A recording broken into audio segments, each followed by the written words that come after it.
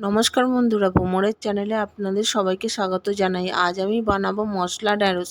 চলুন বন্ধুরা তাড়াতাড়ি দেখে নিই। প্রথমে ঢ্যাঁড়সকে ভালোভাবে ধুয়ে ঢ্যাঁড়সের দুই পাশ ভালোভাবে কেটে নেব। ঢ্যাঁড়সকে মাঝখান থেকে এইভাবে কেটে নেব। সমস্ত ঢ্যাঁড়সকে একই পদ্ধতিতে কেটে নেব। বেসনকে অল্প ভেজে নেব। বেসনকে একটা প্লেটে নিয়ে ঠান্ডা করে নেব। বেসন ঠান্ডা হয়ে গেলে লাল লঙ্কার গুঁড়ো, জিরে গুঁড়ো, ধনে গুঁড়ো, স্বাদ মতো নুন, চিকেন মশলা, গরম মশলা, ঢ্যাঁড়স বানানোর মশলা, 1 চামচ সর্ষের তেল দিয়ে সবাইকে ভালোভাবে মিশিয়ে নেব। এইভাবে ঢ্যাঁড়সের মধ্যে পুর দিয়ে দেব। সমস্ত ঢ্যাঁড়সের মধ্যে এইভাবে পুর দিয়ে দেব।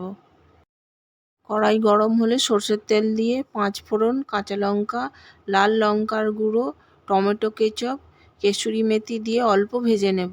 চিং চাইনিজ চাটনি, জিরে গুঁড়ো, ধনে গুঁড়ো, অল্প নুন দিয়ে আরও একবার একটু নাড়াচাড়া করে নেব। মশলাগুলো ভালোভাবে ভাজা হয়ে গেলে ঢ্যাঁড়সগুলো কড়াইতে দিয়ে দেব।